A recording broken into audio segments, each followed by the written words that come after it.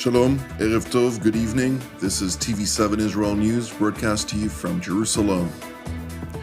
The IDF launches Operation Gideon's Chariots 2 against Islamist Hamas in the Gaza Strip. Prime Minister Benjamin Netanyahu asserts Israel's resolve to defeat Hamas at all costs. Qatar fails to secure concrete support for joint Islamic action against Israel, despite broadly voiced rhetoric in support of Doha. IDF forces have begun expanded ground operations in Gaza City as part of Operation Gideon's Chariots 2, with divisions 98, 162, and 36 entering deep into Gaza City, while the Gaza Division and the 99th Division operating in other areas of the Gaza Strip.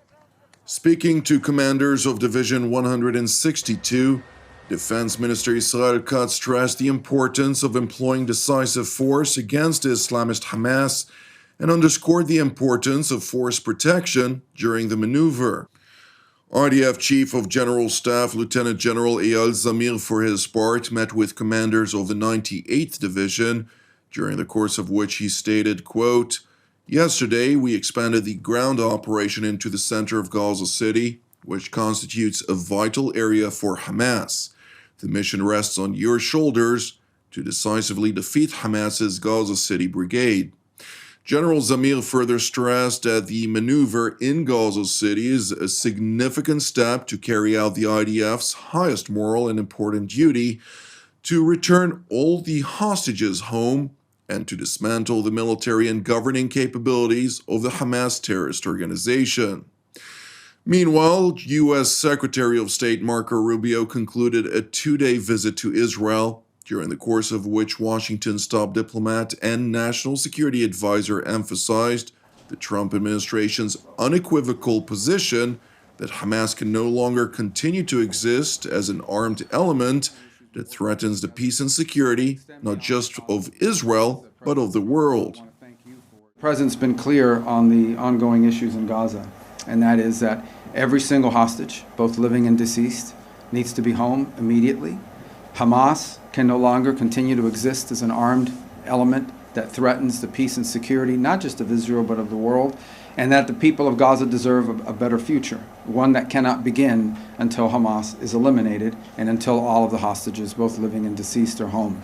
And he remains committed firmly to that objective. And that's what we seek to talk about today, have talked about today, and will continue to talk about, and that is the road forward on how to achieve those things. Those objectives remain. Those objectives remain in place.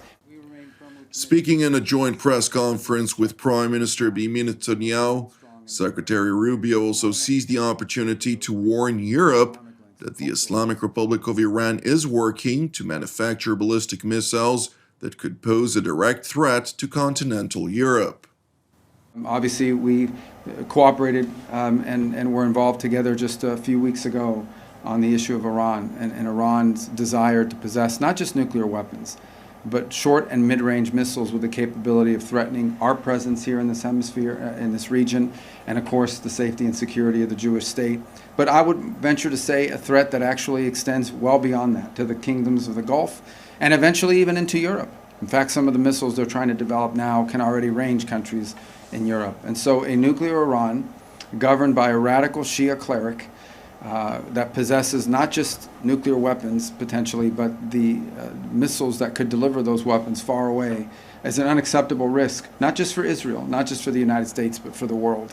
And that's why the President continues with our campaign of maximum pressure. There will continue to be maximum economic pressure on Iran until they change course. That's why we are encouraged to see our partners in Europe begin the process of snapping back sanctions on Iran. They are clearly out of compliance with what was already a flawed deal to begin with, and we encourage them to continue down that road. We 100% support that. That is exactly what needs to happen, and we remain firmly committed. Prime Minister Benjamin Netanyahu, for his part, stressed the importance of the U.S.-Israeli alliance, which jointly faces immense challenges in the face of malign actors. Netanyahu continued by highlighting a remark that President Trump had told him in recent days. He said to me the other day, he said, remember October 7th. That's what he said. It's like, remember the Alamo, remember October 7th. And we remember.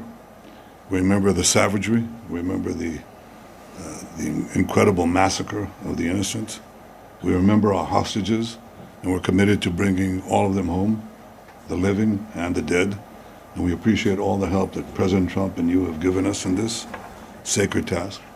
We remember Hamas, and we know that we must defeat them and ensure that they no longer are enabled to turn Gaza into a threat to Israel.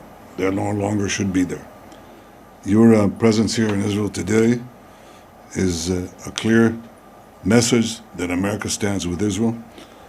You stand with us in the face of terror, in the face of the incredible, I would almost say, Middle Ages lies that are directed against us, the rising anti-Semitism in the world, and the really the weak governments that are putting pressures on us because they collapse under the pressure of Islamist minorities and incredible vilification.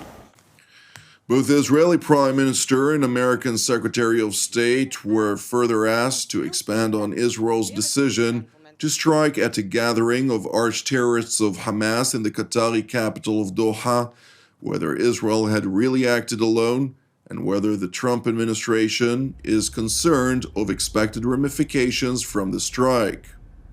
Well, I've said repeatedly that Israel's decision to act against the Hamas terrorist leadership in Qatar was a wholly independent decision by Israel. It was a decision taken by me and our top security force chiefs. It was conducted by us, and we assume full responsibility for it because we believe that terrorists should not be given a haven, and the people who planned the worst massacre of the Jewish people since the Holocaust cannot have immunity. So we did it on our own, period. All I would add is that we are focused on what happens now. What happens next? What role can Qatar play possibly in reaching an outcome here that leads not just to the end of this hostilities, not just to the release of all of the hostages, both living and deceased, not just the disarmament and elimination of Hamas, but also a better future for the people of Gaza, which isn't possible as long as Hamas exists, which isn't possible as long as 48 hostages are being held.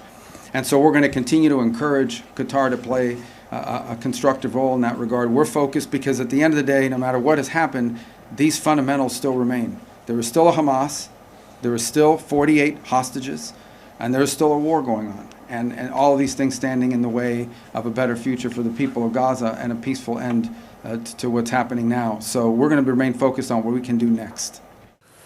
Following his visit to Israel, Secretary Rubio traveled directly to Qatar, where he met with Doha's Emir Sheikh Tamim bin Hamad Al Thani and Foreign Minister and Premier Mohammed bin Jassim Al Thani.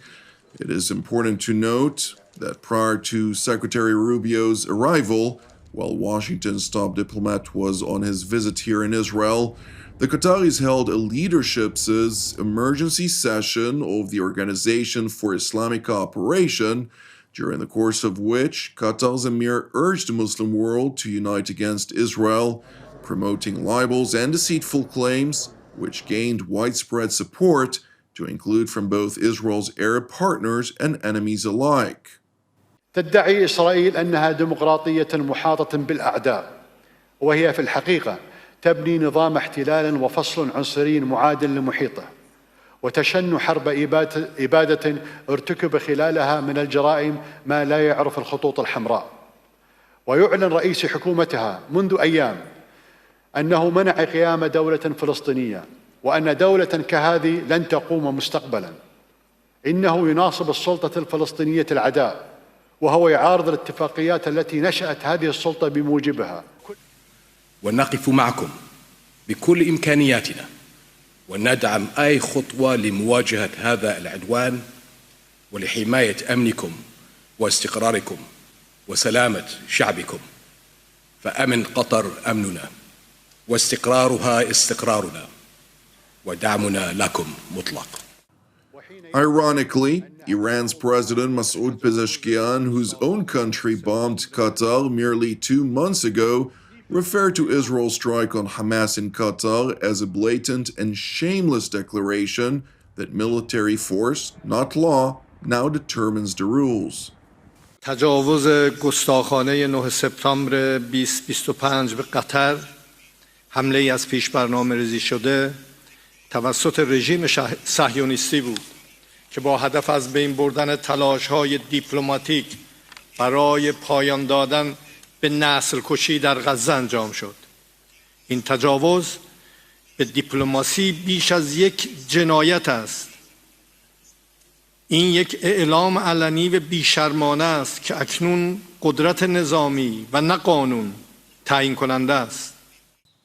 It is important to explain that while the Israeli strike did rattle the Arab and Muslim world, since many of those countries harbor designated terrorists under international law, the support for Qatar, which rivals many of the Muslim countries in the region, was merely rhetorical, failing to secure support for any joint action against Israel. Thank you for watching TV7 Israel News.